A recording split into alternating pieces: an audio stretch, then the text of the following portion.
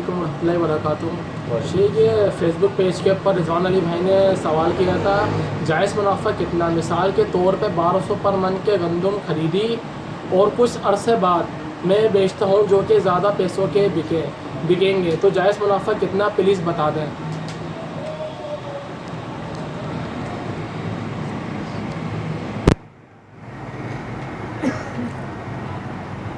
رضوان بھائی جو ہے وہ میرے لڑکپن کے زمانے کے دوست ہیں اور آج کل سعودی عرب میں ہوتے ہیں۔ سب سے پہلے تو رضوان بھائی سے تمام دوستوں کی طرف سے عرفان، فرحان، ذیشان، شاہ رخ، علی رضا، آصف رضا وغیرہ کی طرف سے رضوان بھائی کو سلام، اور آپ اپنا خیال رکھیں بہت زیادہ۔ جہاں تک سوال کی بات ہے، دیکھیں دو قسم کی چیز ہے جن کا کاروبار ہوتا ہے۔ پہلا کہ وہ چیز جو کہ انسانی احتیاجات میں سے ہے۔ انسانی احتیاجات سے مراد کہ جس کو استعمال کرنا انسان کی مجبوری ہے، جیسے خوراک ہے، غذا ہے، ادویات ہیں، اس طرح کی جو چیزیں ہیں وہ انسانی احتیاجات میں سے ہیں۔ ان کو مہنگا کرنے سے ایک عام انسان کو بہت زیادہ فرق پڑتا ہے، اس سے اس کی ذاتی زندگی میں بڑی پریشانی آتی ہیں، اور اسلام جو ہے وہ آسانیاں کرنے کے لیے آیا ہے، مشکلات کھڑی کرنے کے لیے نہیں آیا۔ یہی وجہ ہے کہ اسلام نے ایک بہت اچھا معیشتی نظام جو ہے وہ مسلمانوں کو دیا۔ دوسری قسم کی چیزیں وہ پرتعیش چیزیں ہیں، جیسے مہنگی مہنگی گاڑیاں ہیں، مہنگے مہنگے مکانات ہیں، اے سی ہے، یا اس طرح کی چیزیں ہیں۔ یہ وہ چیزیں ہیں جو زیب و زینت اور پرتعیش چیزیں کہلاتی ہیں۔ اسلام ان کے منافع سے بات نہیں کرتا۔ اگر ہم اصلاً دیکھیں تو شریعت میں منافع کی کوئی قید نہیں ہے، لیکن اللہ رب العزت نے سورہ قصص کی آیت نمبر 77 کے اندر فرمایا، وَابْتَغِي فِيمَا آتَاكَ اللَّهُ الدَّارَ الْآخِرَةَ وَلَا تَنْسَى نَصِيبَكَ مِنَ الدُّنْيَا۔ جو کچھ ہم نے تجھے دے رکھا ہے اس میں آخرت کے گھر کی تلاش کر، اور اپنے دنیاوی حصے کو بھی نہ بھول۔ وَأَحْسِن كَمَا أَحْسَنَ اللَّهُ إِلَيْكَ، اور لوگوں کے ساتھ اچھائیاں کر جیسے اللہ نے تیرے ساتھ اچھائی کی۔ وَلَا تَبْغِ الْفَسَادَ فِي الْأَرْضِ، اور زمین میں فساد مت کر۔ إِنَّ اللَّهَ لَا يُحِبُّ الْمُفْسِدِينَ، اور بے شک اللہ فساد کرنے والوں کو پسند نہیں کرتا۔ اب دیکھیں اس آیت میں اللہ رب العزت نے فرمایا کہ جو روزی روٹی اللہ رب العزت نے تمہیں دی ہے، یا جو کاروبار اللہ نے تمہیں کروایا ہے، یا جو کام تم کرتے ہو، اس کو آخرت کی نیت سے کرو، یعنی اس میں ایمانداری کا پہلو ہونا چاہیے، اللہ کی رضا کا پہلو ہونا چاہیے کہ مجھ سے اللہ آخرت میں اس حوالے سے بھی راضی ہو۔ دوسری بات جو اللہ نے کہا، دنیاوی حصہ بھی اپنا مت چھوڑ، یعنی ایسی غفلت سے کام مت کر کہ جس میں تو یعنی اتنا بھی نہ بچا پائے کہ جتنے میں تو اپنا گھر چلا سکے۔ وَأَحْسِن كَمَا أَحْسَنَ اللَّهُ إِلَيْكَ، اور اچھائیاں کر جیسے کہ اللہ نے تیرے ساتھ اچھائی کی۔ اب کیا مطلب ہے اس کا؟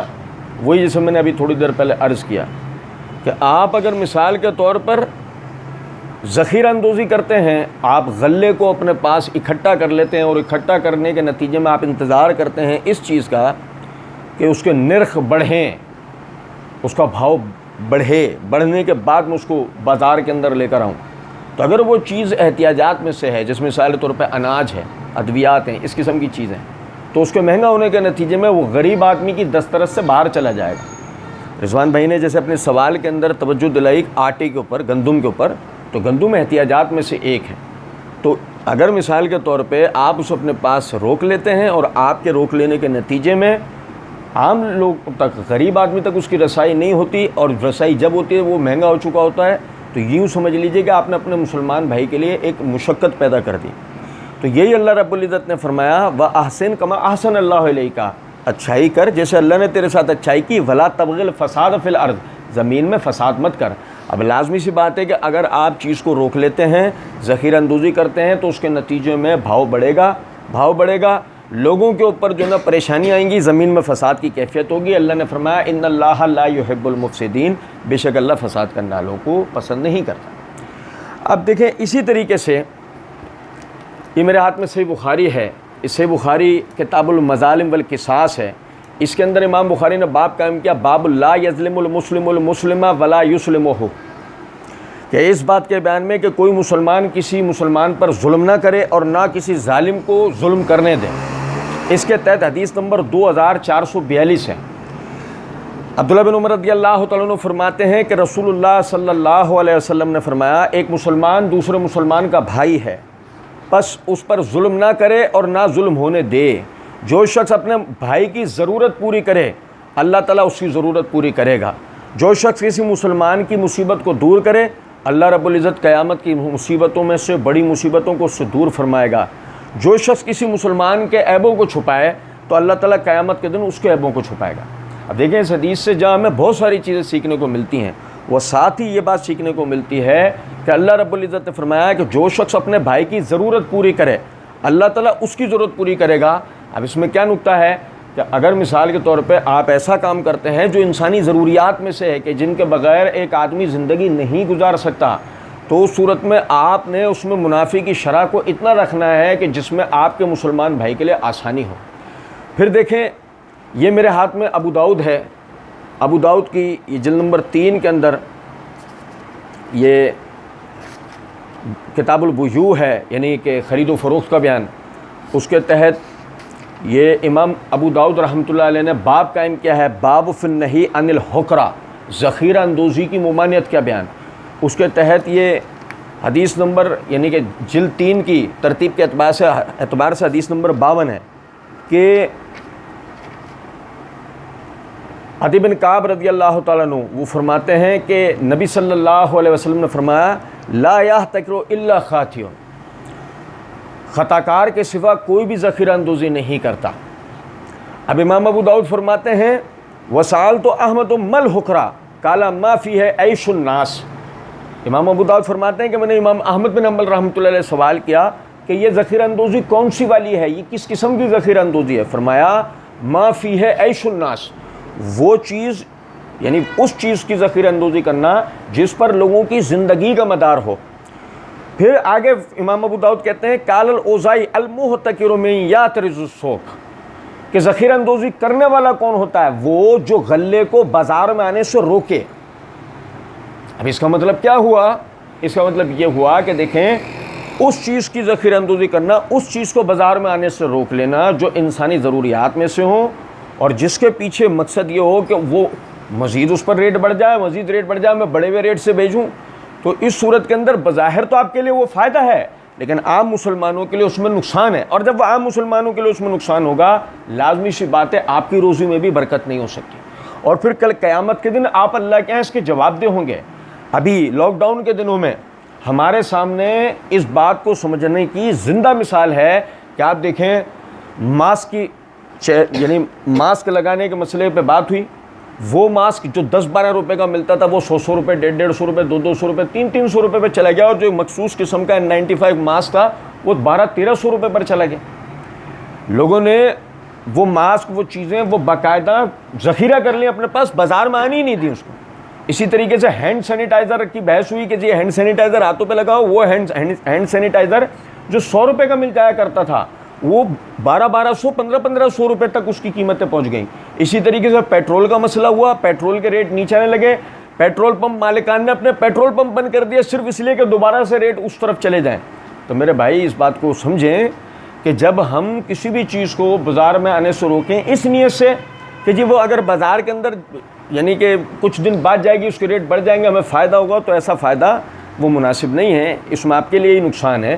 اسی ابو داؤد کے اندر جہاں ہم نے یہ حدیث پڑھی، آگے امام ابو داؤد رحمۃ اللہ علیہ نے باب قائم کیا ہے، باب فی التسعیر، یعنی نرخ مقرر کرنے کا بیان۔ پھر اس کے تحت جلد 3 کی ترتیب کے مطابق حدیث 55 ہے کہ ابو ہریرہ رضی اللہ تعالیٰ عنہ فرماتے ہیں کہ ایک شخص نبی صلی اللہ علیہ وسلم کی خدمت میں حاضر ہوا، اس نے کہا اے اللہ کے رسول صلی اللہ علیہ وسلم نرخ مقرر کر دیجئے، ریٹ مقرر کر دیجئے۔ تو آپ صلی اللہ علیہ وسلم نے فرمایا نہیں، البتہ میں دعا کروں گا۔ پھر ایک شخص آیا اور وہ کہنے لگا اللہ کے رسول صلی اللہ علیہ وسلم ریٹ مقرر کر دیجئے۔ تو آپ صلی اللہ علیہ وسلم نے فرمایا حقیقت یہ ہے کہ اللہ تعالیٰ ہی ریٹ کو بڑھاتا اور گھٹاتا ہے۔ میں اللہ تعالیٰ سے ایسی حالت میں ملنا چاہتا ہوں کہ میرے ذمے کسی شخص پر زیادتی نہ کی گئی ہو۔ ٹھیک ہے، اب آپ سمجھیں اس بات کو، کیا مطلب ہے؟ یعنی کہ اگر ریٹ مقرر کر دیے جائیں اور وہ ایک عام آدمی کی خرید سے اس ریٹ اوپر چلا جائے، اس کی خرید سے وہ چیز باہر نکل جائے، تو نتیجتاً کیا ہوگا؟ نتیجتاً اس کے ساتھ زیادتی ہو جائے گی، اس کی زندگی اس کے لیے پریشان کن ہو جائے گی۔ اسی طریقے سے اگر کسی نے مال زیادہ ریٹوں کا خریدا ہوا ہے اور ریٹ اگر مقرر کر دیے گئے ہوں تو نتیجتاً اب اس کو اس کے مال میں نقصان ہو سکتا ہے۔ تو اس لیے نبی صلی اللہ علیہ وسلم نے فرمایا اللہ ہی ریٹ کو بڑھاتا اور گھٹاتا ہے۔ کیا مطلب اللہ ہی ریٹ کو بڑھاتا اور گھٹاتا ہے؟ دیکھیں ہمارے سامنے زندہ مثال ہے، غلے کو ہی لے لیجئے، بعض مرتبہ یعنی میں ایک مثال سے چلیں آپ کو سمجھاتا ہوں۔ پچھلے سالوں کا آپ کو واقعہ یاد ہوگا کہ ہمارے ہاں سندھ کے اندر باقاعدہ کیلے کی بہت اچھی فصل ہو گئی تھی کہ اتنے میں سیلاب آ گیا۔ اب اس سیلاب کے نتیجے میں بس کیلا کٹائی کی طرف جا رہا تھا، پکنے کے قریب اور کٹائی کی طرف جا رہا تھا، سیلاب آ گیا اور کھیتوں میں یعنی کیلے کی فصلوں پر پانی کھڑا ہوا، جس کے نتیجے میں کیلے کا سائز بھی چھوٹا ہو گیا اور کیلے کو بڑے پیمانے پہ کیڑا بھی لگا۔ تو یعنی کہ ایک عام آدمی کی دسترس سے ایک اچھا کیلا باہر نکل گیا۔ اب یہ نقصان بظاہر دیکھا جائے ٹھیک ہے، اس میں بھی گورنمنٹ کا ایک عمل دخل ہے، لیکن بظاہر اگر دیکھا جائے تو سیلاب کا آنا ہی تو اللہ کے حکم سے نا۔ اب اس صورت میں دیکھیں ایک چیز کا ریٹ بڑھنا یا گھٹنا، ایک چیز کا یعنی کہ اضافی پیدا ہونا یا اس کا قحط پڑ جانا، یہ اللہ رب العزت کے ہاتھ میں ہے۔ تو اسی لیے نبی صلی اللہ علیہ وسلم نے فرمایا ریٹ کو اللہ ہی بڑھاتا اور گھٹاتا ہے۔ اسی طریقے سے بعض مرتبہ ہم بھی اپنے کاروبار کے اندر دیکھتے ہیں کہ بعض مرتبہ ہمیں ایسا کسٹمر ملتا ہے جو ہمیں منہ مانگی قیمت بھی دے جاتا ہے، اور بعض مرتبہ بھاؤ تاؤ کرنے والا کسٹمر ملتا ہے جو ہم سے بالکل کم سے کم منافع کے اندر چیز خریدنے کا سوال کرتا ہے۔ لیکن دونوں ہی صورتوں میں آپ سمجھے اس بات کو، کاروبار تو ہوتا ہے نا، مال تو بکتا ہے۔ تو عرض کرنے کا مطلب ہے کہ اللہ کبھی ہمیں اپنے نصیب سے ایسی روزی دیتا ہے کہ منافع زیادہ ہو جاتا ہے اور کبھی ایسی روزی دیتا ہے کہ اس میں نقصان بھی ہو جاتا ہے۔ تو ریٹ کو بڑھاتا اور گھٹاتا کون ہے؟ اللہ رب العزت ہے۔ تو اسی پر بھروسہ کرتے ہوئے ہمیں اپنا کاروبار کرنا چاہیے۔ ہمیں اس وجہ سے غلے کو نہیں روکنا چاہیے، گندم اناج چاول کو اس لیے نہیں روک دینا چاہیے کہ ریٹ بڑھ جائے گا۔ اللہ نہ کرے آپ نے اس نیت پہ روکا اور جن گوداموں میں روکا اگر اس میں آگ لگ جائے، مثال کے طور پہ آپ کو اور کسی قسم کا نقصان ہو جائے، مثال کے طور پہ آپ نے بہت کچھ منافع کما لیا مگر اللہ آپ کو ایک ایسی بیماری سے میں مبتلا کر دے کہ جس کا علاج ہی ممکن نہ ہو، آپ کا سارا منافع اسی کے اندر لگ گیا، پھر آپ کیا کر لیں گے؟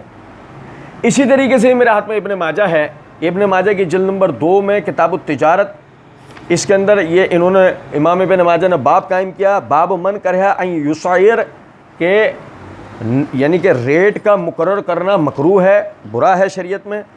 اس کے تحت حدیث نمبر 2201 ہے، انس بن مالک رضی اللہ تعالیٰ عنہ فرماتے ہیں، بظاہر وہی روایت جو ہم نے ابو داؤد کے حوالے سے پڑھی، انس بن مالک رضی اللہ تعالیٰ عنہ فرماتے ہیں کہ ریٹ اوپر گیا، نرخ مہنگا ہوا، ریٹ اوپر گیا، تو ہم نے نبی صلی اللہ رسول اللہ صلی اللہ علیہ وسلم کے زمانے میں تو ہم نے نبی صلی اللہ علیہ وسلم سے عرض کیا کہ اللہ کے رسول ریٹ اوپر چلا گیا، آپ ہمارے لیے ریٹ مقرر کر دیجئے، چیزیں مہنگی ہو رہی ہیں، آپ ہمارے لیے ریٹ مقرر کر دیجئے۔ تو آپ صلی اللہ علیہ وسلم نے فرمایا اللہ تعالیٰ ہی نرخ مقرر کرنے والا ہے، کبھی روک لیتا ہے کبھی چھوڑ دیتا ہے، وہی جو میں بھی آپ سے بات کر رہا ہوں، کبھی روک لیتا ہے کبھی چھوڑ دیتا ہے، وہی روزی دینے والا ہے۔ اور میں امید کرتا ہوں کہ اللہ سے ملوں اس حال میں کہ کوئی شخص میرے اوپر ظلم کا سوال کرنے والا نہ ہو کہ میں نے اس پر ظلم کیا۔ تو میرے بھائی میرا اس بات سے بتانے کا مقصد صرف یہ ہے کہ دیکھیں اللہ تعالیٰ آپ کو آپ کے کاروبار میں برکت دے، کوشش کریں کہ ایک تو کاروبار ایمانداری کے ساتھ کریں، دوسرا کہ اللہ پر بھروسہ رکھتے ہوئے کاروبار کریں۔ انشاءاللہ اللہ رب العزت نے آپ کے جو نصیب کی روزی رکھی ہے وہ انشاءاللہ آپ کو لازمی اللہ دے گا، لیکن کوشش یہ کریں کہ محتکر نہ بنیں، ٹھیک ہے نا؟ وہ جو ابو داؤد کی حدیث میں ہم نے پڑھا لا محتکر الا خاطر، کہ ذخیرہ اندوزی یہ اناج یا احتیاجات والی چیزوں کی ذخیرہ اندوزی صرف اور صرف گناہ گار آدمی کرتا ہے، تو جب تک آپ نے وہ ذخیرہ اندوزی کر رکھی ہوگی آپ گناہ گار ہوتے رہیں گے، جب تک آپ اس کو بازار میں نہ لے آئیں اور عام آدمی کی خرید کے لائق وہ چیز نہ ہو، اس وقت تک آپ گناہ گار رہیں گے۔ اور ہر وہ تاجر گناہ گار رہے گا جو اس قسم کے کام میں ملوث ہے۔ اللہ رب العزت سمجھنے اور عمل کرنے کی توفیق دے۔ وما علینا الا البلاغ۔